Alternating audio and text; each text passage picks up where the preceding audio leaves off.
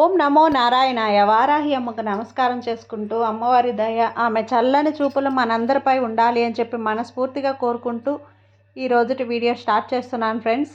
ఇక ఈరోజు వీడియోలో మనం చూడబోయేది ఏంటి అంటే, మనం ప్రతిరోజు వారాహి అమ్మవారిని ఎంతో ఇష్టంగా పూజిస్తూ ఉన్నాం కదండి. అలాగే అమ్మవారికి ఇష్టమైనటువంటి రోజులలో మనం చేసే పరిహారాలు, పూజలు, స్విచ్ వర్డ్స్, ఏంజల్స్ నెంబర్స్ ఇలాంటివన్నీ కూడా మనకు చాలా చాలా మంచి గొప్ప ఫలితాన్ని తెచ్చిపెడుతూ ఉన్నాయి. అలాగే ఈరోజు మహాశక్తివంతమైన శని త్రయోదశి, దాన్నే శని ప్రదోష కాలం అని కూడా అంటారు. అలాంటి ఈ శక్తివంతమైన రోజున ఇప్పుడు మన శని దోషాలు, మన పాపాలు, మనం చేసినటువంటి తప్పులు అన్నీ తొలగిపోయేటువంటి ఒక చిన్న మంత్రాన్ని మీతో షేర్ చేయబోతున్నానండి.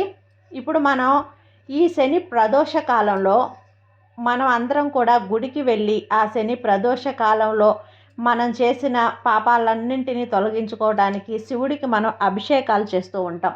అభిషేకాలు చేయిస్తాం కూడా. అభిషేకాలు చేయించి, పూజలు చేయించి, మన పేరిట మన అర్చనలు అవన్నీ కూడా చేయించుకుంటూ ఉంటాం. అలా చేయించుకొని ఈరోజు ఈ శని ప్రదోష కాలాన్ని ఉపయోగించుకున్న వాళ్ళు ఏలినాటి శనినంతటినీ కూడా వదిలించుకునే ఒక గొప్ప రోజు అనమాట. కాబట్టి ఈ రోజున అలా చెయ్యలేని వాళ్ళు, ప్రదోషకాల పూజ చేయించుకోలేని వాళ్ళు, అలాగే గుడికి పోని వాళ్ళు, అభిషేకం ఇవి చేయించుకోని వాళ్ళు ఏంటి అంటే, ఈరోజు ఇప్పుడు చెప్పబోయే ఈ మంత్రాన్ని రాత్రి 12 లోపు ఈ మంత్రాన్ని ఒక 27 సార్లు మనం చెప్పుకుంటే కనుక మనం మన శనిని పోగొట్టుకోవచ్చండి. మనం పూజ చేయించి దేవుడికి అభిషేకం చేయించినంత పుణ్యఫలం కలుగుతుంది. అసలు శని ప్రదోషం అంటే ఏమిటి? శని ప్రదోషం అంటే పాల సముద్రంలో విష్ణువు అప్పుడు పాల సముద్రాన్ని చిలుకుతున్నప్పుడు శివుడు నంది 2 కొమ్ముల మధ్య నాట్యం చేస్తూ ఉంటాడు. ఆ సమయంలో దేవతలందరూ కూడా అక్కడికి వచ్చినప్పుడు ఆ వచ్చిన సమయాన్ని ప్రదోష కాలం అంటారు, శని ప్రదోషం అంటారు. కాబట్టి అప్పుడు మనం ఆ శని ప్రదోష కాలాన్ని అప్పటి నుంచి కూడా ఇప్పటి వరకు పాటిస్తూ వస్తున్నాం. అలాంటి ఈరోజు సంవత్సరానికి ఒక్కసారి వచ్చేటువంటి శని ప్రదోషం ఈ రోజున మనం శివుడికి అభిషేకం చేయించడానికి మన ఇంట్లో పాలు ఉన్నా సరే, లేదంటే చక్కెర కానీ, తేనె కానీ, కొబ్బరి నీళ్ళు కానీ, పంచామృతాలు కానీ, పెరుగు కానీ వీటన్నిటిని తీసుకెళ్ళి మనం అభిషేకం చేయించి మన పేరు మీద మనం అర్చన చేయించుకొని శివుడి దర్శనం చేసుకొచ్చినట్లయితే మనకు తప్పకుండా మనకు ఉన్నటువంటి పాప దోషాలన్నీ కూడా తొలగిపోతాయండి.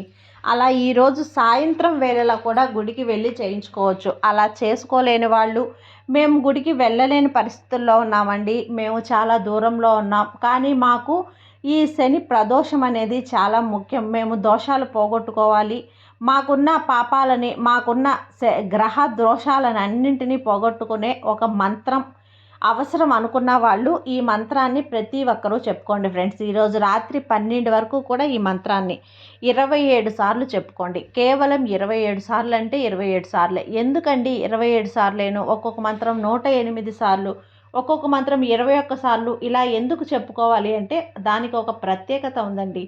27 సార్లు ఎందుకు చెప్పుకోవాలి అంటున్నానంటే 27 నక్షత్రాలను సూచిస్తుంది. అలాగే 27ని మనం యాడ్ చేసుకుంటే కనుక 9 వస్తుంది. 9 గ్రహాలను సూచిస్తుంది. కాబట్టి మనం 27 సార్లు మనం ఇప్పుడు చెప్పుకోయే మంత్రాన్ని మనం రాత్రి 27 సార్లు అనేది మనం చెప్పుకొని పడుకున్నట్లయితే తప్పకుండా మీకు ఏలినాటి శని ఉన్నా సరే అంతా కూడా తొలగిపోయి ఆ విష్ణు భగవానుడి అనుగ్రహం మీపై పూర్తిగా కలుగుతుంది. కాబట్టి ఆ మంత్రం ఏంటి అంటే స్క్రీన్ మీద కూడా ఇస్తాను చూడండి ఫ్రెండ్స్. ఓం నమో భగవతే రుద్రే, ఓం నమో భగవతే రుద్రే, అంతేనండి. ఈ యొక్క మంత్రాన్ని కేవలం 27 సార్లు చెప్పుకోండి.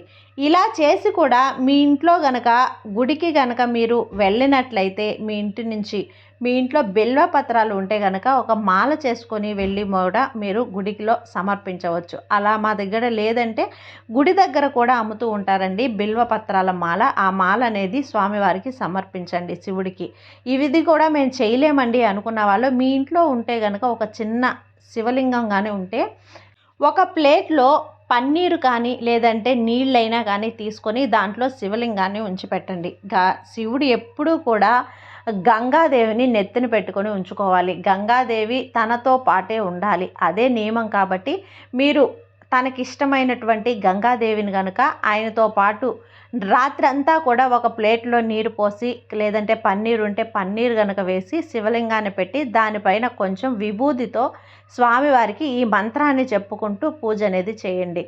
మన ఇంట్లో విభూది అనేది ఉంటూ ఉంటుంది. మనం సాయిబాబాకి మనం పూజ చేసుకోవాలన్నా అలా తెచ్చిపెట్టుకుంటాం కదా, అలాంటి విభూది అనేది ఉంటే తీసుకొని దాంతో మంత్రాన్ని చెప్పుకుంటూ శివలింగం పైన విభూది అభిషేకం కూడా మనం చేయవచ్చు. ఇలా చేసి చూడండి, తప్పకుండా మీకు ఉన్న ఏలినాటి శని గ్రహ దోషాలన్నీ కూడా తొలగిపోయి సకల పాప దోషనంతా జరిగి మీకు ఎటువంటి ఆటంకాలు లేకుండా మీ పనులనేటివి సక్సెస్గా జరుగుతూ మీకు ఏ పనిలో కూడా ఆటంకాలు లేకుండా అన్నీ విజయాలే సాధించు, మీరు ఇంతవరకు మీకు జరగలేదు ఆగిపోయి ఉన్న పని కూడా మీకు మళ్ళీ పునరావృతం అనేది అవుతుంది. తప్పకుండా మీకు అన్ని శుభాలే జరుగుతాయండి. కాబట్టి ప్రతి ఒక్కరూ ఈరోజు రాత్రికి ఈ మంత్రాన్ని జపించి శనిగ్రహ దోష బాధలన్నీ కూడా మీరు తొలగించుకోవాలని చెప్పి మనస్ఫూర్తిగా కోరుకుంటూ ఇంతటితో ఈ వీడియో ముగిస్తున్నానండి. ఈ వీడియో కనుక మీకు నచ్చినట్లయితే లైక్ చేసి సబ్స్క్రైబ్ చేయండి ఫ్రెండ్స్. అలాగే మరికొంతమంది భక్తులకు షేర్ చేయండి. సర్వేజన సుఖినో భవంతు. జై వారాహి మాత.